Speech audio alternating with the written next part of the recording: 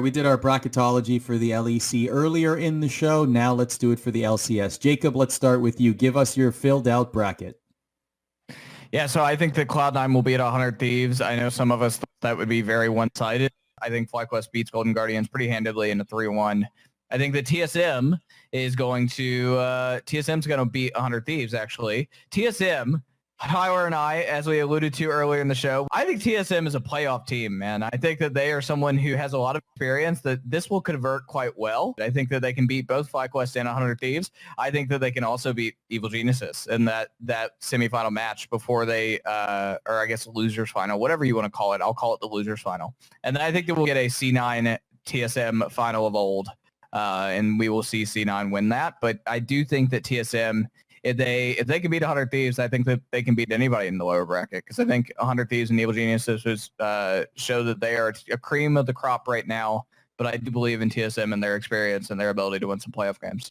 Of course, experience. Bjergsen with that mustache looking like Dr. Bjergsen. Spect will be rallying the troops. Tyler, why do you agree with this as we look at Tyler's bracket?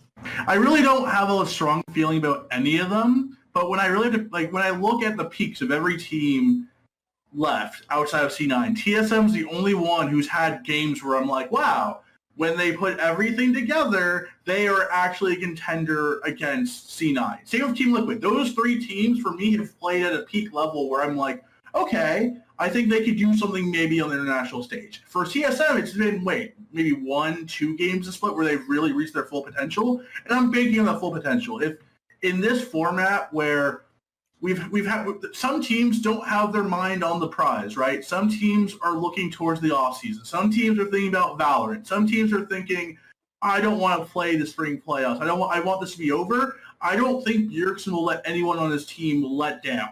Bjergsen wants to win. He doesn't care if it's online, offline, in a farm, in an arena. It can be in front of no one.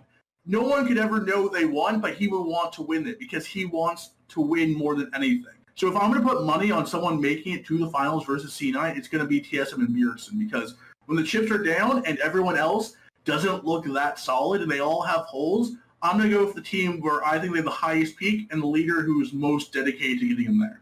Convincing arguments there, but Emily and I do not agree. Emily, let's take a look at your bracket. So I actually agree with some of Tyler's assessment about TSM. Like, I won't be shocked to see if TSM make it. I obviously didn't pick them, as you can see from my bracket. Every time I've picked TSM, they have let me down, and they have, it just seems like, again, I know I used the phrase like the platonic ideal of this TSM team like 2 weeks ago. I think they have a really good setup in terms of how they could play, and like the ideal scenario for them, right? Going topside, transferring that pressure while Bjergsen's holding mid. I think this team can do it, but they've just been so inconsistent, and they have been torn in opposing directions where it's like, are we scaling to late? What is our mid game looking like? We're not pushing our advantages that we did get early from Dardoch's jungling and from getting Broken Blade those advantages topside. And I think based on that, their actual performance, especially after this past week, it's really difficult for me to believe in TSM, despite the fact that, again, I will not be shocked if TSM makes the finals. I really won't, because I do think a really strong performing TSM is the only team in North America that can go and knock out C9. The reason why I did pick EG, though, again, is to go back to a lot of my points. I think as late as like 3 weeks ago, I was saying that I have no idea what the team identity for this EG team is supposed to be. They just seem really uncoordinated, despite the fact that they have a lot of really great pieces in place. And I think to go back to like the ideal EG play style right now, how are we splitting our pressure with our solo laners? We can put Bang on something that he's really comfortable with. That scales. We know he's going to show up in team fights.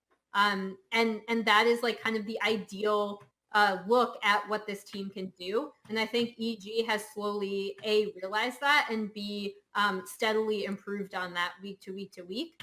And that's what I want to see from them going into playoffs. And that's the reason why I picked EG, just because coming into this playoff bracket, they're looking a lot more solid in terms of what their team identity wants to be.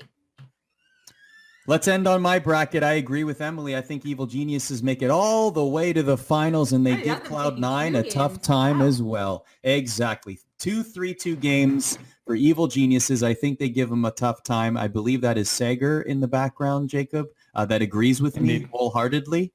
And thank you, Sager, for your vote of confidence. I'm sure that Doris also agrees. That's Jacob's dog and cat, by the way. Yeah, Emily, go ahead. I was going to say, Arda, I want to ask you about the Golden Guardians pick. More than I want to ask you about the Evil Geniuses pick. I'm really curious to see why you had Golden Guardians going so far. I think Golden Guardians turned it on at the right time. They're on a 3-game win streak. Things fell. I believe in momentum, okay? I believe in momentum. I think that this team has shown flashes of brilliance throughout the season. You guys mentioned it earlier about Closer being one of the star players on this team. Has nothing to do with them having a Turkish jungler. No, not whatsoever. Otherwise, I would have picked. I would have missed that connection. But if that's the case, if that was the case, I would have picked TSM to win it all and been like, "Hey, Broken Blade is my MVP." That's what I would have said, right?